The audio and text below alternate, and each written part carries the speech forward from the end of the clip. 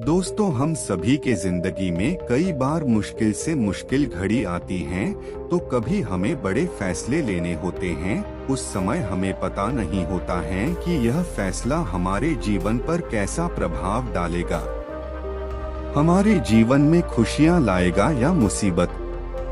कई बार तो ऐसा भी होता है कि हम समझ ही नहीं पाते हैं कि क्या निर्णय ले जो उचित होगा, लेकिन एक सही फैसला या निर्णय हमारी जिंदगी सुखमय बना सकती है और एक गलत फैसला हमारे जीवन को नरक बना सकती है। इसलिए हम आज की वीडियो में गौतम बुद्ध ने बताया जीवन में सही फैसला क्यों जरूरी है। दोस्तों, बहुत समय पहले की बात है, एक छोटे से राज्य में एक बौद्ध भिक्षु रहा करते थे। सभी जगहों पर उनके ज्ञान के बहुत ही चर्चे थे। वो भी क्यों ना, वह बहुत बड़े ज्ञानी थे। उनके ज्ञान के चर्चे उस राज्य के निकट के सभी राज्यों में होता था।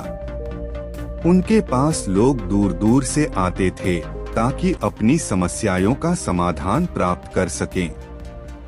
जिस राज्य में बौद्ध भिक्षु निवास करते थे, उसी गांव में एक बूढ़ी औरत रहा करती थी जो अपने पूरे घर में अकेले रहती थी। उसका इस दुनिया में कोई भी न था।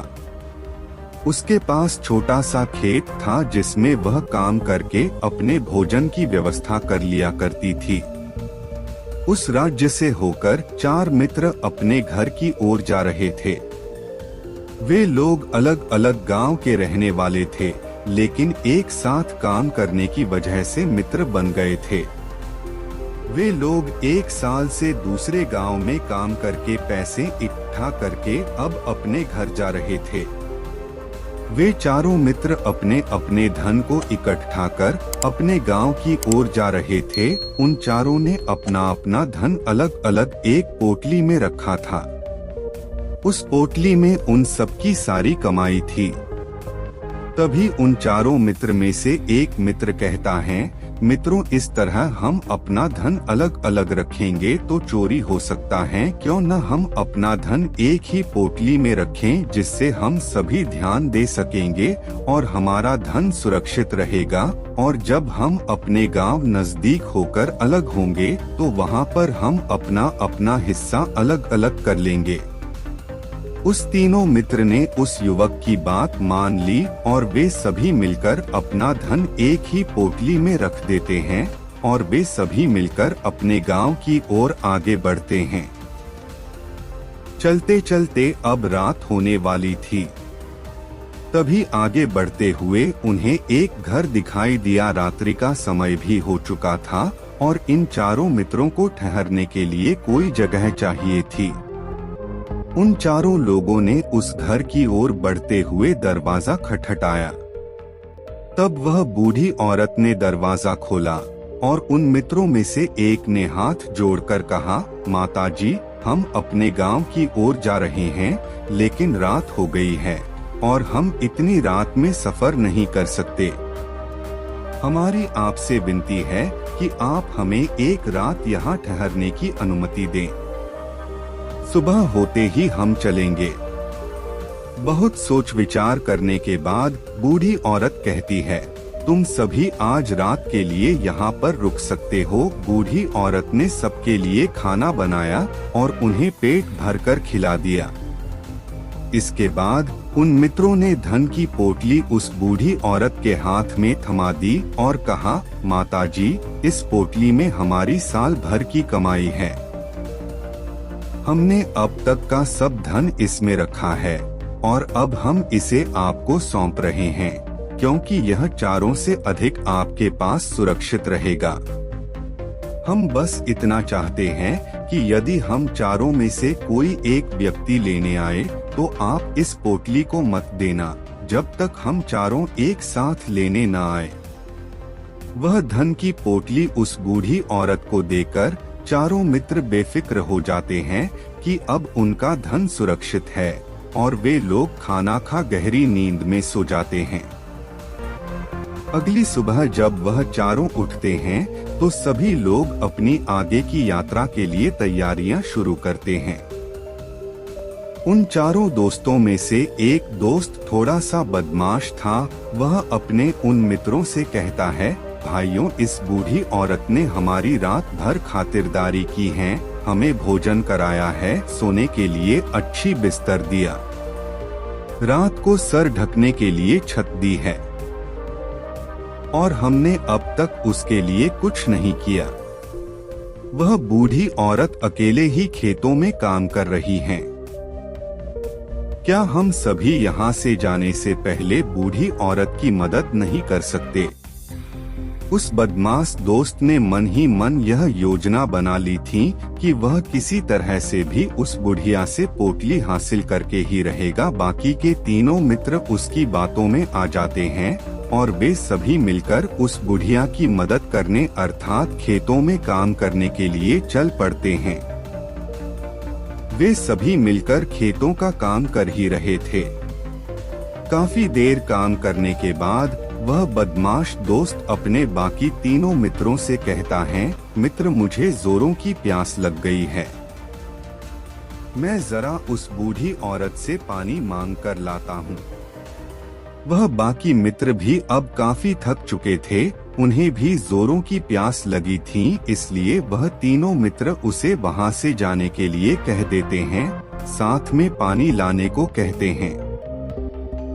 जैसे ही वह बदमाश दोस्त उस बूढ़ी औरत के पास पहुंचता है, वह उस बूढ़ी औरत से कहता है, माताजी, अब हम यहाँ से जा रहे हैं, कृपया करके हमारे धन की पोटली वापस दे दे। इस पर वह औरत कहती है, नहीं नहीं, जब तक तुम चारों एक साथ ना हो तब तक मैं वह पोटली किसी को नहीं दे सकती। तुम्ही ने कहा था कि जब तक हम चारों एक साथ न हो तब तक यह पोटली किसी को नहीं देनी है। तभी वह बदमाश उन तीनों की तरफ इशारा करते हुए कहता है, ठीक है, तो बाकी के तीनों मित्रों से भी पूछ लेते हैं। बदमाश मित्र का इशारा जब उन तीनों मित्रों ने देखा तो उन तीनों से सोचा कि हमारा मित्र हमारे लिए पानी लाना चाहता है, इसलिए वह हमसे आज्ञा मांग रहा है।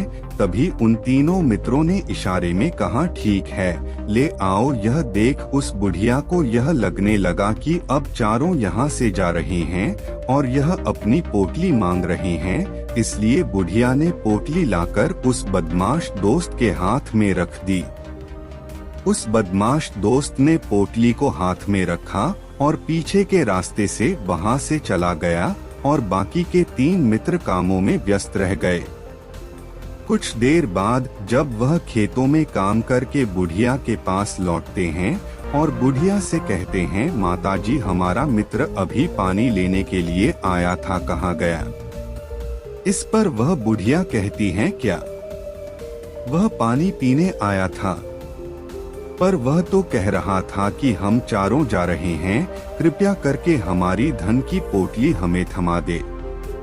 तीनों बड़े हैरान होकर उस बुढ़िया से कहते हैं, माताजी, भला हमने कब कहा कि हम पोटली मांगे हैं? तभी बूढ़ी औरत उन तीनों से कहती है, परंतु अब तो वह पोटली लेकर जा चुका है।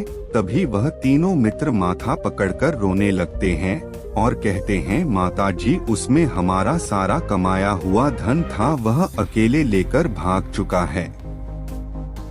इसमें तो सरासर आप ही की गलती है। हमने आपको उस पोटली की हिफाजत के लिए दिया था और आपने उसे एक ऐसे हाथ में दिया जिसने हमारा सारा धन लूट लिया। हम बर्दाश्त नहीं करेंगे, हम राजा के पास जाएंगे और राजा से आपकी शिकायत करेंगे, न्याय की मांग करेंगे। अब तो इस बात का फैसला राजा ही करेंगे। तीनों नौजवान क्रोधित होकर राजा के दरबार में पहुंच जाते हैं और अपनी सारी समस्या उस राजा को बता देते हैं। जब वह राजा उन तीनों नौजवानों की बातें ध्यानपूर्वक सुनता है तो वह तुरंत ही बुढ़िया को राज्य दरबार में पेश होने की आदेश देता है। राजा के आदेश पर राजा के सैनिक तुरंत ही उस बुढ़िया को राज्य दरबार में पेश करते हैं और राजा भरी दरबार में उस बुढ़िया को दोषी करार कर देते हैं।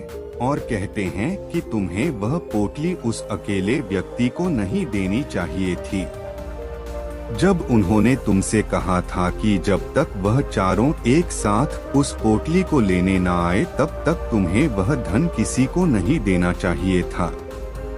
इसमें तुम्हारी गलती है और अब तुम्हें हर्जाना भरना पड़ेगा। तुम्हें इनका धन लौटना होगा। राजा का यह आदेश सुनकर बूढ़ी औरत फूट फूट कर रोने लगती है और राजा ने मदद की गुहार लगाती है और कहती हैं, हे राजन, मैं तो एक बूढ़ी औरत हूँ और मेरे पास इतना धन नहीं है और न ही मेरे घर में कोई ऐसा नहीं है जो धन कमाता हो। मेरे पास इतना धन नहीं है कि मैं लौटा सकूं। मैं तो अकेली हूँ, बेसहारा हूँ, कृपया करके मुझ पर रहम करें। लेकिन राजा उस औरत की एक नहीं सुनता और वह औरत रोते हुए अपने घर की ओर जा रही थी। तब बौद्ध भिक्षु बुढ़िया औरत से पूछते हैं, क्या बात है बेटी, क्यों परेशान हो और रो रही हो? इस बात पर वह बुढ़िया संत को सारी बातें बता देती हैं। बहुत सोचने के बाद वे आंखें खोलते हैं और कहते हैं, बेटी, राजा का फैसला गलत है। तुमने जो किया उसमें तुम्हारी कोई गलती नहीं है। यह सुनकर बुढ़िया एकदम चुप सी हो गई और सोचने लगी, आखिर राजा का फैसला कैसे गलत हो सकता है। उनकी बातें सुन रहे वहाँ खड़े लोग बोले, राजा कैसे गलत हो सकते हैं? इस बुढ़िया ने ही गलती की है, चारों का धन एक को ही दे दिया। ऐसे में इस बुढ़िया को उनका धन तो लौटना ही चाहिए। तभी गौतम बुद्ध उस बूढ़ी औरत से कहते हैं, जाओ और राज दरबार में कह दो आपका फैसला गलत है। पहले तो बुढ़िया इतनी हिम्मत ही नहीं जुटा पा रही थी कि वह भरे राज्य दरबार में जाकर यह कह सके कि आपका फैसला गलत है। संत के फिर कहने पर वह राज्य दरबार लौटी और डरते डरते बोली, हे राजन, आपका फैसला गलत है। इतना कहकर वह राजा को सारी बात सच सच बता दी। उस बुढ़िया की बात सुनकर राजा बहुत क्रोधित हुआ और उस बुढ़िया से कहा, कौन है वह संत जिसने मेरे फैसले को गलत बताया है? क्या उन्हें लगता मैंने सही निर्णय नहीं लिया है? मैं प्रतिदिन कई निर्णय लेता हूँ, लेकिन आज तक किसी ने नहीं कहा कि मेरा फैसला गलत है। आगे राजा ने कहा, ठीक है, फिर उस संत को बुलाओ और उन्हें न्याय करने देते हैं। अगर उस संत ने सही फैसला नहीं सुनाया तो मैं उन्हें फांसी की सजा दे दूंगा।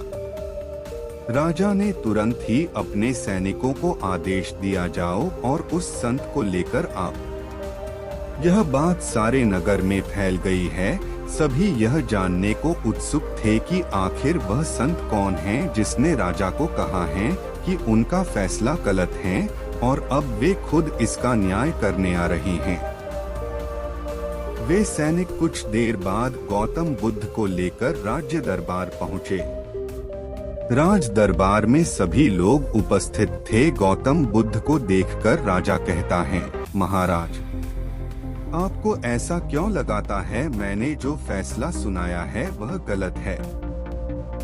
इस बुढ़िया ने यह वादा किया था कि वह चारों लोगों की उपस्थिति में ही धन की पोटली देगी, लेकिन इसने सिर्फ एक ही व्यक्ति को धन की पोटली थमा दी। इसने अपना वादा तोड़ा है। इसे एक व्यक्ति को धन नहीं देना चाहिए था। अब इसे बाकियों का धन लौटना पड़ेगा। वह उनका सारा धन लेकर भाग गया तो इसमें इसकी गलती हुई ना। अब इस बूढ़ी औरत को ही बाकियों का धन लौटना पड़ेगा। तो मेरा फैसला गलत कैसे हुआ? इसके बाद बौद्ध भिक्षु बड़ी विनम्रता से कहते हैं, हे राजन, यह आपका फैसला था, लेकिन मैं आपसे कुछ कहना चाहता हूँ। इस पर राजा कहता है, ठीक है, कहिए, आप क्या कहना चाहते हैं? तब गौतम बुद्ध बड़ी विनम्रता से कहता है, राजन, जैसा कि वादा किया गया था कि पोटली इन चारों मित्रों की उपस्थिति में ही दी जाएगी, और अभी ये यहाँ केवल 3 ही मौजूद हैं। चौथा कहाँ है? इनसे कहिए ये तीनों अपने चौथे मित्र को वापस लाएं, तभी इनका धन वापस किया जाएगा। वादा भी वैसा ही किया गया था, जब तक चारों एक साथ ना हो तब तक धन वापस नहीं करना है। अगर यह बूढ़ी औरत धन लौटा देती हैं, तो अपना वादा तोड़ देंगी, यह भी तो सही नहीं है। यदि आप चाहते हैं इनका धन वापस लौटाया जाए, तो इनसे कहिए पहले जाएं और अपने मित्र को वापस लाएं। उस राज्य दरबार में बैठ सभी लोग इस फैसले को सुनकर बहुत ही खुश हुए और गौतम बुद्ध की हाँ में हाँ मिलाने लगे। सभी ने बुद्ध की समझदारी की तारीफ भी की।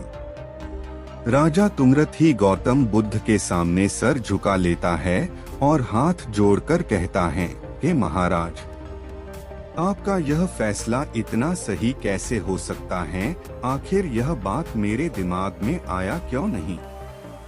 मैंने इस बात को लेकर इस तरह सोचा क्यों नहीं? तभी गौतम बुद्ध उस राजा से कहते हैं, हे राजन, आपके पास और भी कई काम होते हैं, आप दिन भर व्यस्त रहते हैं और आपको जल्दीबाजी में फैसले लेने पड़ते हैं।